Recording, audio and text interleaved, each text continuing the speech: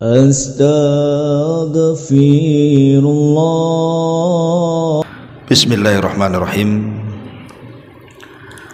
Assalamualaikum warahmatullahi wabarakatuh.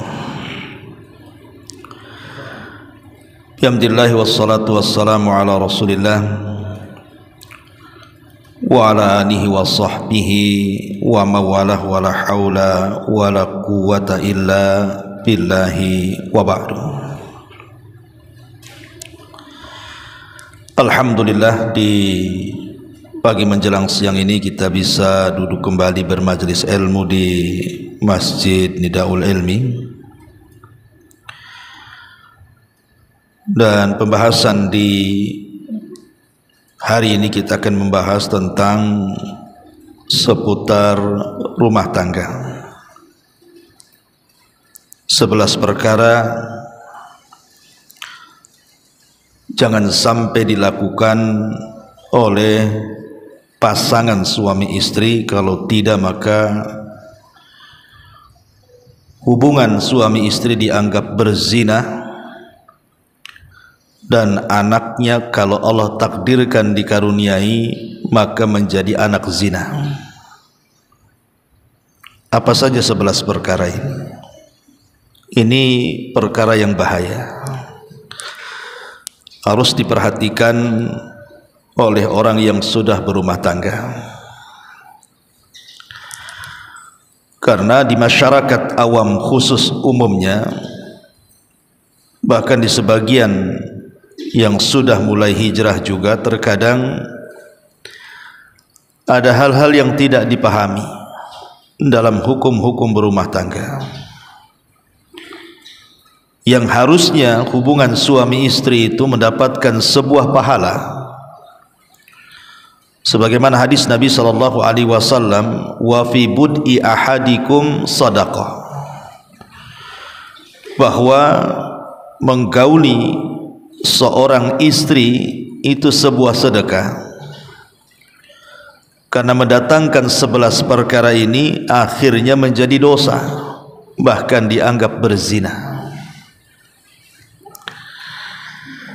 Ma'asyiral muslimat yang dimuliakan Allah Azza wa Jalla, karena kita tahu bahwa di antara tujuan pernikahan dalam Islam itu, sebagaimana sabda Nabi sallallahu alaihi wasallam dalam sebuah hadis yang masyhur, ya ma'syaras sabab man istata'a minkumul ba'ata falyatazawwaj fa innahu aghaddu lil basari wa ahsanu lil faraji wa man lam yastatif alaihi bis saumi fa innalahu wijaun. Wahai para pemuda, barang siapa di antara kalian berkemampuan untuk menikah, maka menikahlah, karena nikah itu lebih menundukkan pandangan dan lebih membentengi kemaluan. Dan barang siapa yang tidak mampu, maka hendaklah dia berpuasa, karena puasa itu bisa menjadi benteng. Artinya tujuan pernikahan itu salah satunya adalah untuk melampiaskan hasrat yang halal.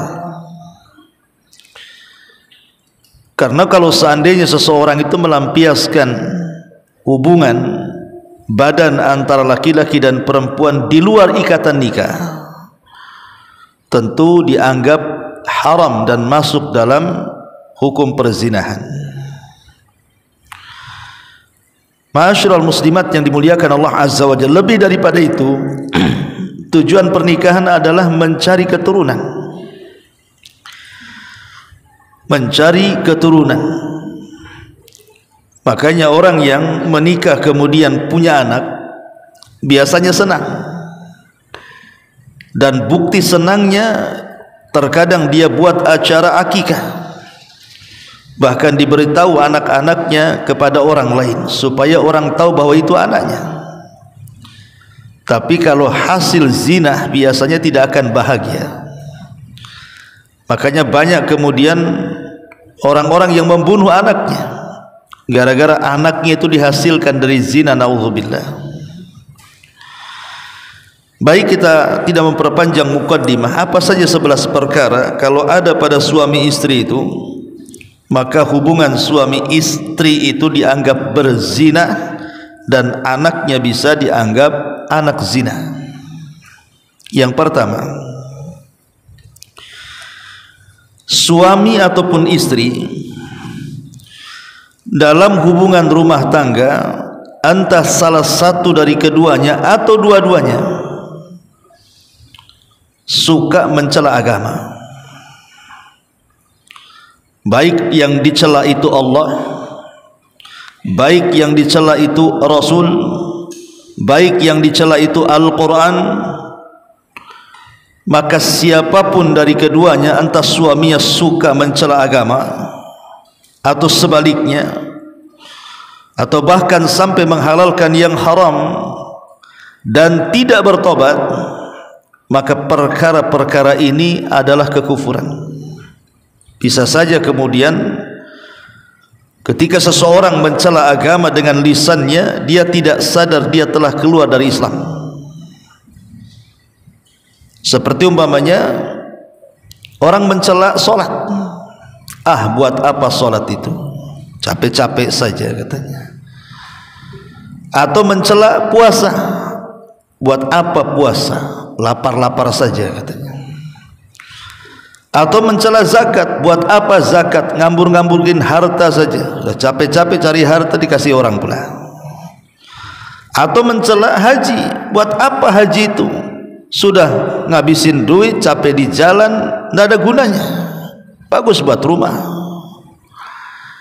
Ini kalau mencela agama, maka bisa kufur orangnya.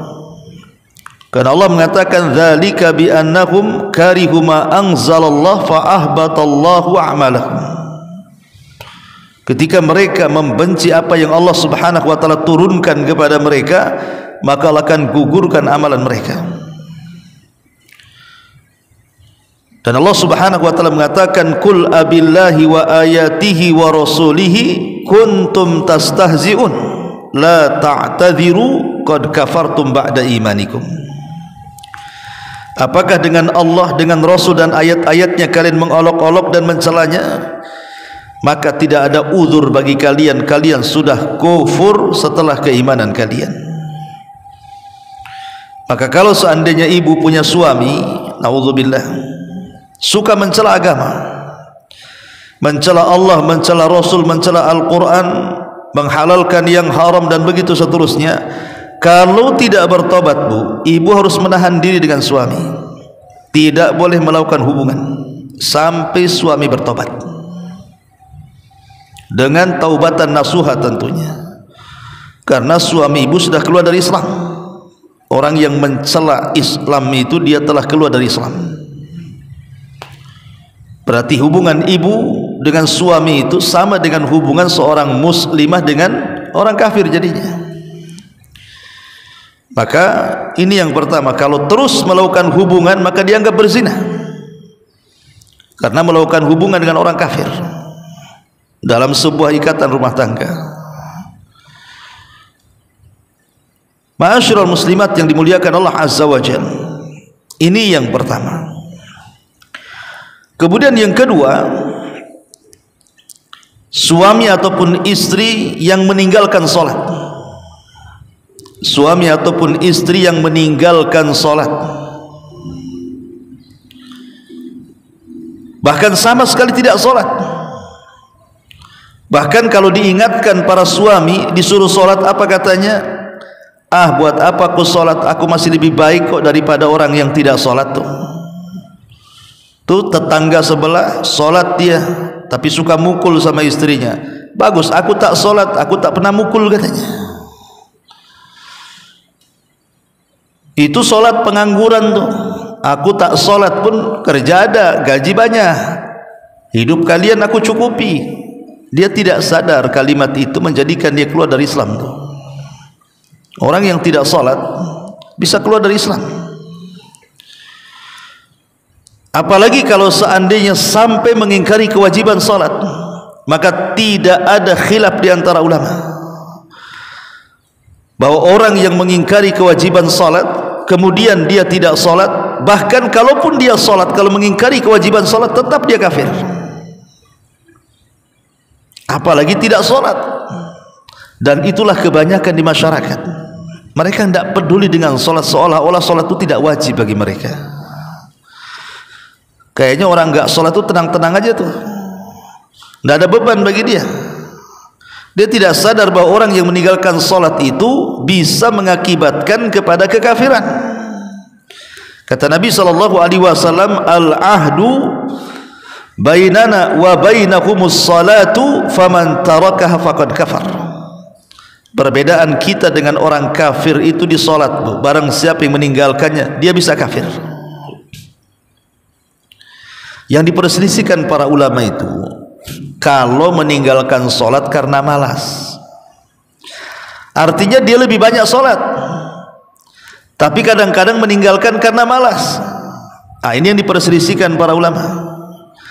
Ada yang mengatakan tetap dia kafir, ada yang mengatakan hanya sampai ke tingkat fasik saja, artinya masih Islam tapi dia melakukan dosa besar. Tapi kalau seandainya lebih banyak meninggalkan solat dibandingkan melakukannya, ini ijma' kesepakatan, tidak ada khilaf, kafir dia. Kata Syekhul Islam Ibn Taimiyah rahimahullahu ta'ala, dia mengatakan, man taraka salata jumlatan faqad kafara ijma'an. Barang siapa yang meninggalkan solat secara jumlah, lebih banyak meninggalkan dibandingkan melakukannya, maka kafir secara konsensus para ulama, sepakat ulama. Maka kalau seandainya seseorang punya suami tidak pernah sholat, maka tahan, bu, jangan melakukan hubungan dengan orang seperti ini. Sebab kalau melakukan hubungan dengan suami yang tidak pernah sholat, maka dianggap berzina.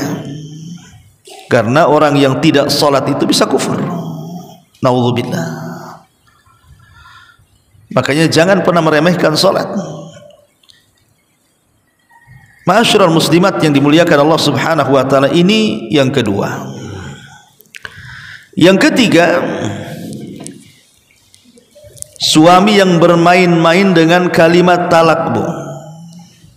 Suami yang bermain-main dengan kalimat talak sampai menjatuhkan talak 3 kali. Dan itu banyak di masyarakat. Kadang-kadang seorang suami mentalak istrinya, "Ku ceraikan kamu." Akhirnya berhubungan lagi, maknanya rujuk lagi. Kemudian ada masalah lagi, diceraikan lagi, "Ku ceraikan kamu," katanya. Akhirnya hubungan badan lagi, rujuk lagi. Kemudian 3 kali dia ngomong, "Aku ceraikan lagi." Dia tidak paham bahwa talak itu hanya boleh dilakukan 2 kali. Kalau sudah ketiga kali, itu sudah tidak bisa lagi dilanjutkan hubungan rumah tangga. Dan itu berdasarkan nas Quran surah Al-Baqarah 229. Allah katakan, at-talaqu marratani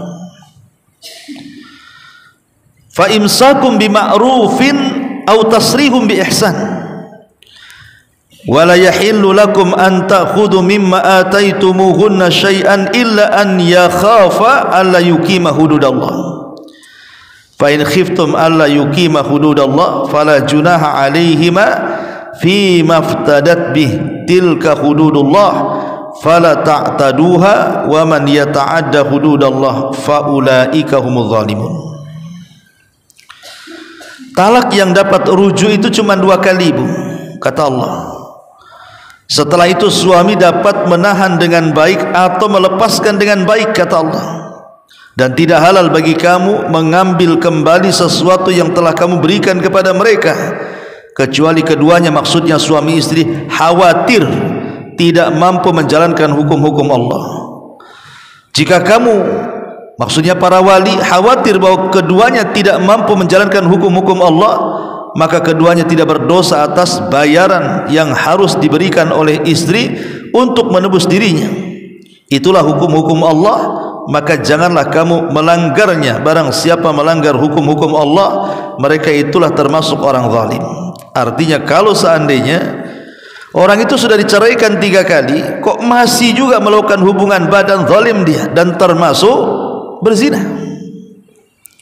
termasuk berzina. Enggak boleh. Makanya kenapa ini nasihat juga para suami, sampaikan ibu kepada para suami, jangan mudah mengucapkan kalimat talak. Karena kalimat talak ini sungguh-sungguhnya memang dianggap sungguh-sungguh, main-mainnya pun dianggap sungguh-sungguh. Walaupun seorang suami bermain-main mengucapkan kalimat talak, tetap jatuh talak itu, apalagi sungguh-sungguh. Maka jangan main-main dengan kalimat talak. Bahkan ada seorang akhwat pernah WA sama saya, Ustaz, entah berapa kali suami saya menceraikan saya, kata enggak kehitung kayaknya. Jadi saya bilang, berapa kali tah baganya, nanti dikit-dikit marah ada masalah, aku pula diceraikan. Jadi saya tanya, terus bagaimana hubungan suami istrinya? Ya tetap dia minta jatah juga lah Ustaz. Lah ini kan masalah, Bu. Suami kalau sudah menceraikan 3 kali, maka tidak halal bagi ibu untuk melakukan hubungan badan dengan suami. Karena talak yang boleh rujuk itu cuma 2 kali.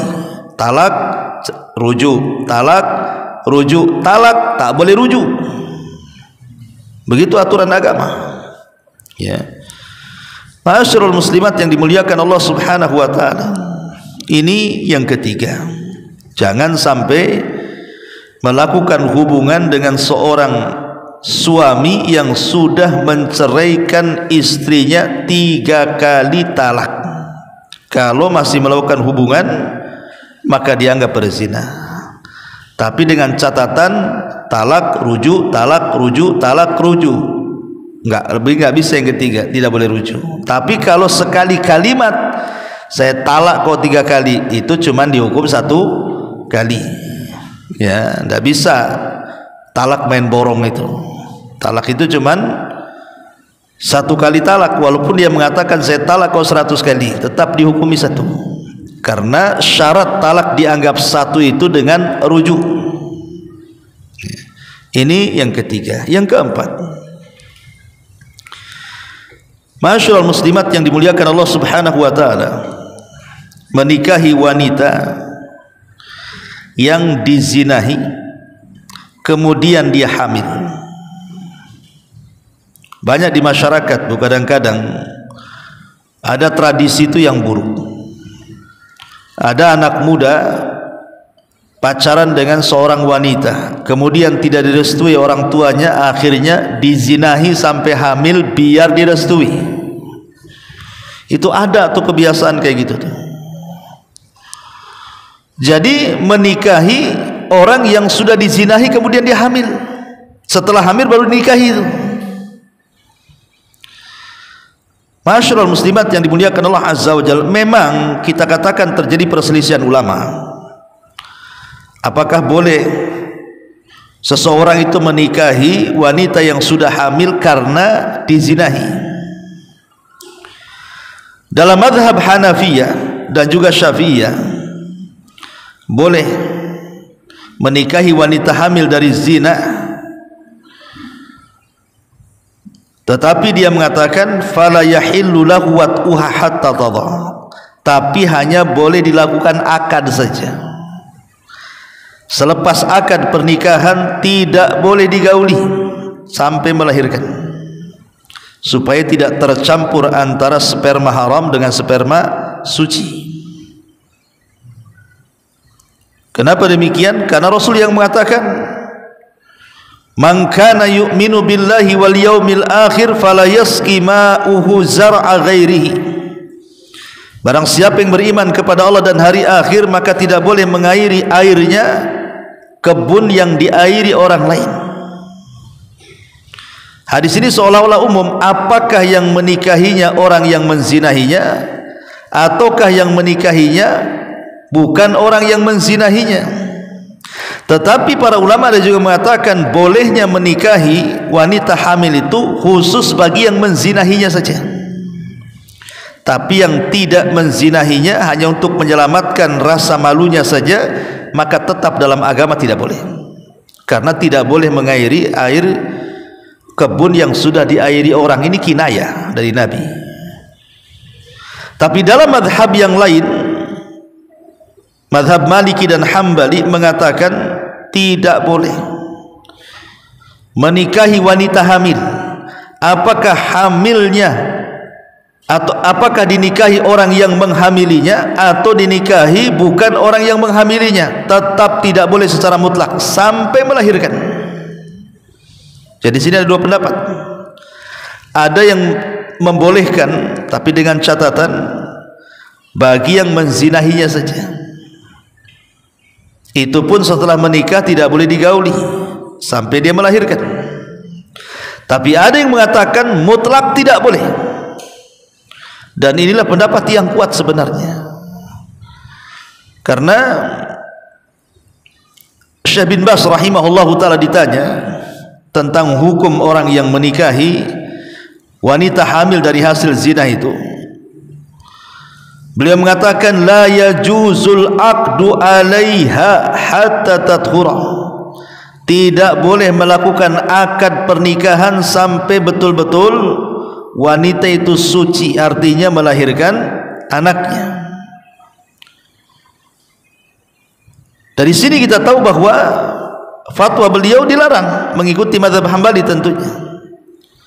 Tetapi kalau seandainya wanita hamil kemudian dicerai, kemudian dia hendak menikah lagi, maka ini sepakat ulama, tidak ada khilaf, tidak boleh menikahi wanita yang sudah hamil karena sebuah perceraian.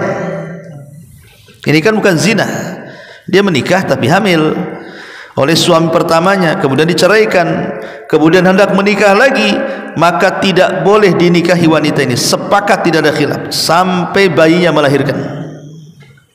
Jadi yang jadi khilaf adalah wanita yang hamil karena zina. Itu yang dikhilafkan para ulama. Tetapi kalau itu sudah terjadi, al-akhwat kata para ulama an yu'adal aqdul an. Sebaiknya kalau dulu pernah menikah dan istrinya sebelum dinikahi sudah hamil karena dia, maka sebaiknya pernikahannya diulang. Sebaiknya pernikahannya diulang.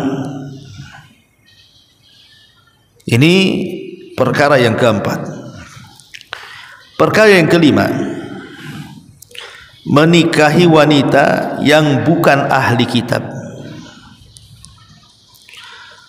Umpamanya ada seseorang menikahi wanita dan agamanya Hindu atau Buddha atau Konghucu atau Tepekong atau apa itu agama-agama di luar daripada ahli kitab, ya. Maka wanita-wanita di luar ahli kitab, maksudnya Yahudi dan Nasrani. Kalau Yahudi Nasrani boleh, laki-lakinya Muslim, wanitanya Yahudi atau wanitanya Nasrani, dalam Islam masih dibolehkan, tapi dengan tata cara Islam pernikahannya. Tapi kalau wanitanya dia bukan Yahudi, dia bukan Islam, tapi Hindu, Buddha, Konghucu atau apa namanya, maka dilarang, tidak boleh. Karena Allah Subhanahu wa taala berfirman, wala tankihul musyrikati hatta yu'min wala amatun mu'minatun khairun mim musyrikatin walau a'jabatkum. Janganlah kalian menikahi wanita-wanita musyrik sehingga mereka beriman. Sungguh budak perempuan yang beriman lebih baik daripada perempuan musyrik, walaupun perempuan musyrik itu sangat menggodamu. Jadi kalau seandainya ada seorang muslim menikah dengan wanita selain daripada ahli kitab, maka hubungan suami istrinya dianggap berzina. Dan kalau punya anak, anaknya dianggap anak zina. Tidak boleh. Maka hati-hati bu. Ya, kalau ibu punya anak perempuan atau anak laki-laki, perhatikan jodoh mereka.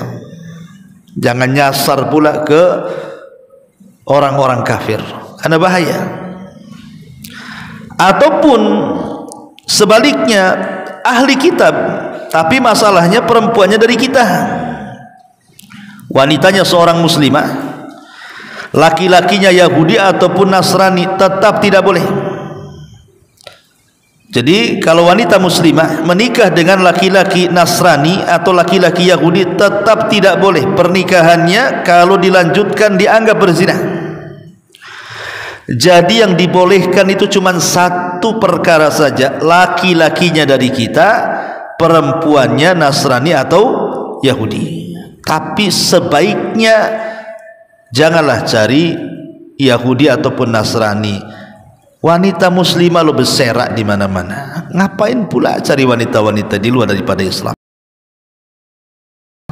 Membuktikan survei itu ketika laki-lakinya muslim, perempuannya ahli kitab, kemudian punya anak, anaknya jadi gado-gado, Bu. Ada yang ikut agama bapaknya, ada yang ikut agama ibunya. Udah kayak rumah tangga rujak, Bu. Macam-macam di situ rasanya, ada yang kecut, ada yang manis, ada yang nggak jelas jadinya kan, Bu. Ya. Maka sebaiknya carilah yang seagama. Ini yang kelima. Yang keenam, nikah mut'ah. Nikah mut'ah ini tradisi orang Syiah, Bu. Al-Imam Ibnul Mundhir rahimahullahu taala mengatakan, Ja'anil awaili rukhsah, Ja'anil awaili ar-rukhsatu fiha wa la a'lamul yawma ahadan yujizuha illa ba'du rawafid. Kata beliau, memang dulu di zaman Rasul pernah Rasul sallallahu alaihi wasallam memberikan rukhsah boleh nikah mut'ah, tapi hari ini kata beliau, aku tidak tahu ada satupun ulama ahli sunnah yang membolehkan nikah mut'ah kecuali orang Rafidah. Orang Rafidah itu orang Syiah. Bahkan Imam Al-Qadhi Iyad mengatakan, waqad waqa'al ijma'u min jami'il ulama'i ala tahrimiha illa rawafid. Sepakat para ulama, semua ulama sepakat tentang haramnya nikah mut'ah itu kecuali orang-orang Syiah. Jadi kalau sepakat artinya tidak ada khilaf. Maka kalau seandainya seseorang terjadi melakukan nikah mut'ah, maka pernikahannya dianggap zina dan anaknya hasil zina. Karena tidak ada beda mut'ah itu dengan menyewa pelacur, Bu. Apa bedanya? Nikah mut'ah itu dengan menyewa pelacur itu kurang lebih saja. Seperti itu gambarannya. Seorang laki-laki datang ke lokalisasi, kemudian tawar-tawaran berapa harganya, kemudian melakukan hubungan suami istri. Itulah zina. Begitulah nikah mut'ah. Jadi kurang lebih saja gambarannya. Makanya kalau seandainya orang terjerumus kepada nikah mut'ah, maka hubungan suami istri dianggap berzinah dan anaknya dianggap anak hasil zina. Ini yang keenam. Kemudian yang ketujuh, menikah dengan wanita yang masih ada masa idahnya. Umpamanya ada seorang wanita dicerai oleh suaminya. Wanita yang dicerai suaminya itu kan kondisinya macam-macam, Bu. Satu, kadang-kadang dia dicerai dalam kondisi hamil, ataupun dia tidak hamil, dia wanita haid dan sudah digauli, ataupun diceraikan belum digauli, atau dia sudah menopause, sudah tidak keluar darah haid. Itu kan masa idahnya macam-macam, Bu. Kalau wanita hamil masa idahnya sampai melahirkan. Kalau wanita yang masih haid berarti sampai 3 kali haid atau 3 kali sucian haid. Kalau wanita yang sudah menopause 3 bulan dan itu. Jadi wanita-wanita itu ada masa idahnya setelah dicerai talak pertama atau talak kedua. Apabila ada seorang wanita diceraikan oleh suaminya, anggap saja saya contohkan wanita yang masih normal haidnya, berarti setelah diceraikan suaminya, dia tidak boleh menikah lagi selama 3 kali sucian haid. Artinya ya kurang lebih 3 bulan. Kalau seandainya di tengah-tengah karena sudah tidak sabar, sudah benci dengan suaminya, ingin menikah lagi dengan laki-laki lain, atau memang dia menikah itu gara-gara orang ketiga, akhirnya dia menikah masa idahnya belum selesai, maka pernikahannya dianggap berzina, tidak sah. tidak sah menikahi wanita di masa haid, di masa iddahnya. Selesaikan dulu iddahnya. Kalau habis diceraikan, selesaikan iddahnya 3 kali sucian haid, baru setelah itu menikah. Tapi kalau seandainya belum selesai masa iddahnya, maka kemudian dia menikah dengan laki-laki lain, tidak dianggap sah. Kenapa? Karena wanita yang berada di masa iddahnya itu masih statusnya istri orang. Karena bisa saja suami yang pertama ingin rujuk. Berarti ada kemungkinan suami yang menceraikannya kan rujuk. Berarti kalau rujuk, status dia masih istri. Makanya wanita yang berada di masa iddahnya itu masih ada kewajiban suami memberikan nafkah, karena itu masih dianggap istri yang tergantung. Kecuali kalau sudah hilang masa iddahnya, berarti sudah sah, dia bukan lagi istri daripada suami pertamanya, boleh dia nikah. Kalau ada orang nekat di masa iddahnya kemudian dia menikah, tidak sah pernikahannya, dan hubungan suami istrinya dianggap zina, turunannya dianggap hasil zina. Ini harus dipahami. Ini yang ketujuh. Bahkan ada sebagian ulama berpendapat, barang siapa yang menikahi wanita di masa haidnya, bukan hanya tidak sah pernikahannya, tapi dia tidak boleh menikahi dia sampai kiamat. Kenapa? Karena ada kaidah, man istajala qabla awani uqiba bihirmani. Barang siapa yang tergesa-gesa sebelum waktunya, maka diharamkan selamanya. Wanita di masa iddah ini belum waktunya dinikahi, malah dinikahi pula, maka diharamkan selamanya. Ada sebagian ulama berpendapat seperti itu. Ini yang nomor 7. Yang nomor 8, tidak boleh menggauli dalam ikatan sebuah pernikahan kalau istri atau suami ini adalah dari orang-orang yang haram dinikahi. Kan ada tuh wanita-wanita yang haram dinikahi, tidak boleh, karena ada hubungan mahram dengan dia. Kalau ada hubungan mahram dengan dia, maka tidak boleh.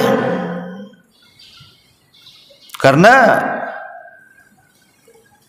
orang yang dilarang dinikahi itu kan pertama karena ada hubungan kekerabatan. Hubungan kekerabatan tuh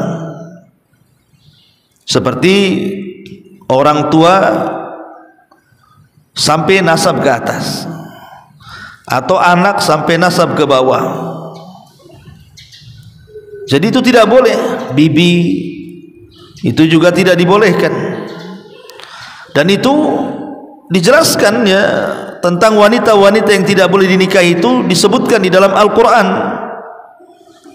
di mana Allah Subhanahu wa taala berfirman, wala tankihu ma nakaha aba'ukum minan nisa illa ma qad salafa innahu kana fahishatan wa maqtan wa sa'a sabila.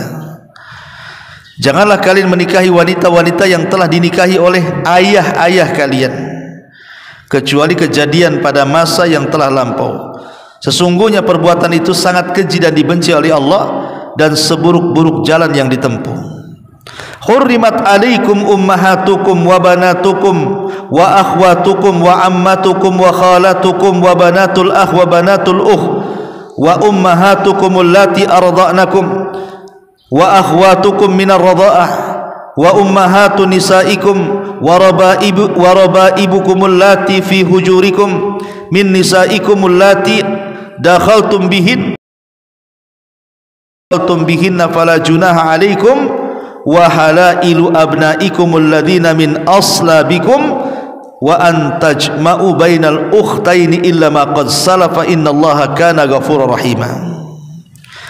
Apa kata Allah? Diharamkan atas kamu menikahi ibu-ibumu, anak-anak perempuanmu, saudara-saudara perempuanmu, saudara-saudara perempuan seayahmu, saudara-saudara perempuan seibumu, anak-anak perempuan dari saudara laki-lakimu, anak-anak perempuan dari saudara perempuanmu, ibu yang menyusuimu, saudara-saudara perempuanmu sesusuan, ibu istri-istrimu atau mertua, anak-anak perempuan dari istrimu atau anak tiri yang dalam pemeliharaanmu dari istri yang telah kamu campuri.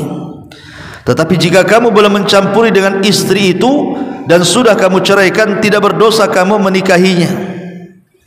Dan diharamkan bagimu istri-istri anak kandungmu, menantu, dan diharamkan pula mengumpulkan dalam pernikahan dua perempuan yang bersaudara kecuali kejadian pada masa yang telah lampau. Sesungguhnya Allah adalah zat yang maha pengampun lagi maha penyayang. Ini orang-orang yang disebutkan dalam surah An-Nisa ini semuanya tidak boleh dinikahi. Kalau ada orang yang menikahi mahramnya, maka hukumnya berzina, tidak sah.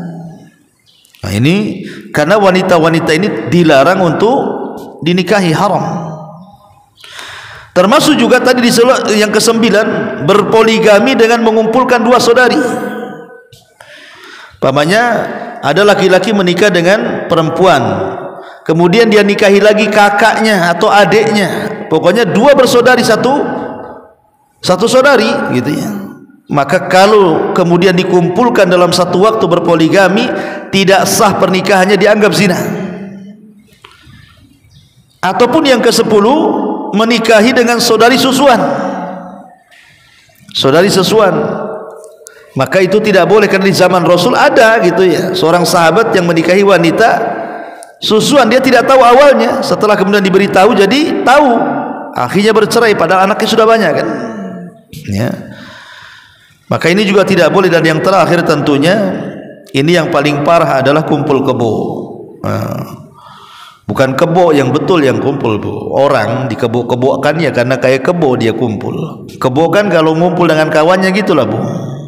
Nggak mungkin dia terpisah tuh. Dia kumpul-kumpul aja di situ. Nah, itu banyak sekali orang yang belum menikah hidup satu atap. Ada kan, Bu? Banyak di Batam ini. Kalau jadi wanita simpanan orang-orang dari Singapura kan banyak tuh. Naudzubillah ya. Kadang-kadang yang lebih parah lagi, saya dapat cerita ini, si istri ini punya suami di Jawa, tapi kadang dia menikah lagi dengan AP-AP dari Singapura. Ini kan ya Allah ya Rabbi, ini banyak di Batam ini kan. Naudzubillah, Bu. Tidak boleh wanita yang sudah menikah, tidak boleh dia berpoligami. Yang boleh poligami itu laki-laki ya. Atau memang sama sekali tidak terikat dengan pernikahan, hidup satu atap, maka ini dianggap berzina. Na'udzubillah, tidak dibolehkan dalam Islam. Dan kalau dia melakukan hubungan ya zina, anaknya hasil zina kan itu. Maka dan ini sebuah tanda-tanda dari tanda-tanda akhir zaman. Kata Nabi, inna min asyrati sa'ati an yurfa al-ilmu wa yanshurul jahlu wa yabsu zina. Di antara tanda-tanda dekatnya kiamat adalah diangkatnya ilmu, tersebarnya kejahilan, dan tersebarnya perzinahan di mana-mana. Inilah 11 perkara jangan sampai ada pada suami istri, kalau tidak maka dianggap berzina, dan anaknya anak hasil zina. Dan anak hasil zina itu, Bu, kasihan hidupnya. Sebenarnya kalau orang tuanya paham kalau dia punya anak hasil zina itu, apa tidak kasihan dengan anaknya? Pertama, dia tidak boleh nasabkan kepada bapaknya. Anak hasil zina itu hanya boleh dinasabkan kepada ibunya. Yang kedua, dia tidak mendapatkan warisan dari bapaknya. Dia hanya mendapatkan warisan dari ibunya. Jadi sekaya apapun bapaknya itu gak dapat warisan. Yang ketiga, dia tidak ada hubungan mahram dengan bapaknya. Dia hanya ada hubungan mahram dengan ibunya saja. Coba terputus 3 perkara ini. Terputus perwalian, terputus nasab, terputus mahram, dan terputus waris. 4 ya kan, 4 perkara terputus kepada orang yang atau anak hasil zina ini ya. Kalau dia hasil zina ini perempuan, maka bapaknya tidak bisa jadi wali, dianggap tidak punya wali. Lalu siapa walinya? Nabi SAW mengatakan, fasultanun waliyun mala waliyalahu. Walinya penguasa, dalam hal ini Pak KUA walinya itu. Karena dia nggak punya wali, kasihan kan jadinya. Dia tidak dapat waris walaupun kaya bapaknya, kasihan akhirnya tidak dapat waris. Dia tidak jadi mahram. Gak bisa ya kan jadi mahram. Kalaupun jadi mahram itu karena menikahi ibunya. Jadi kalau seandainya ada seorang laki-laki sebelum menikah berzina dengan calonnya, kemudian hamil, kemudian punya anak perempuan, maka hubungan mahram antara si bapak dengan si anak itu bukan karena anak biologis, tetapi karena dia menikahi ibunya. Seperti saya menikahi janda yang punya anak. Jatuhnya itu berarti seolah-olah dianggap anak bawaan, nggak ada hubungan mahram. Kan kasihan jadi anak zina ini. Tapi pun walaupun dia tidak ada hubungan mahram, tetap tidak boleh dilakukan pernikahan, karena ada darah dia yang mengalir di anak itu secara biologis ya. Jadi tolong hati-hati, ini perkara penting dalam rumah tangga. 11 perkara yang dijelaskan oleh para ulama. Taib, sampai di sini kita buka tanya jawab saja. Silakan kalau ada yang bertanya. Ada yang di YouTube. Ya, ada pertanyaan di sini. Ustadz, bagaimana hukumnya suami istri yang dulu nikah belum dalam keadaan kafir, kemudian masuk Islam sekeluarga, apakah suami wajib nikah ulang? Tidak. Kalau sekeluarga masuk Islam maka tidak perlu diulang pernikahannya, sudah dianggap suami istri sah. Dan itu terjadi kepada putri Nabi SAW, Zainab.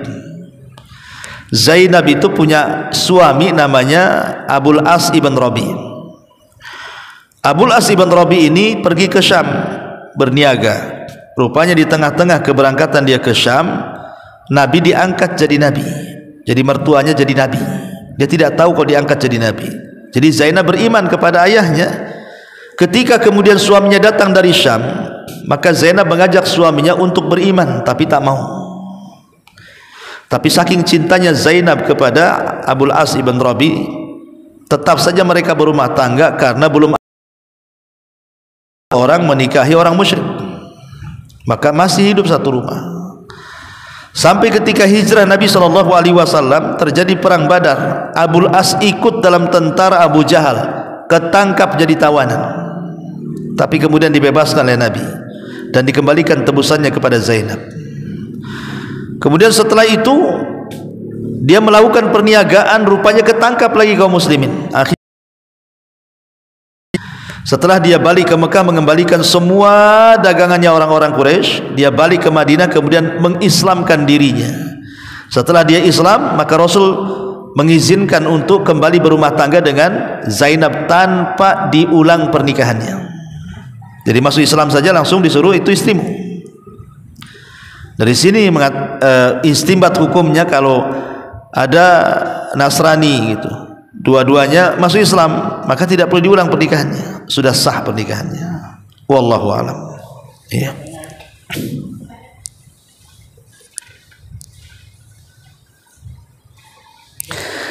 Sudah tidak ada, alhamdulillah. Mudah-mudahan ada manfaatnya. Subhanakallahumma bihamdika asyhadu an la ilaha illa anta astaghfiruka wa atubu ilaik. Allahu ta'ala alam. Assalamualaikum warahmatullahi wabarakatuh.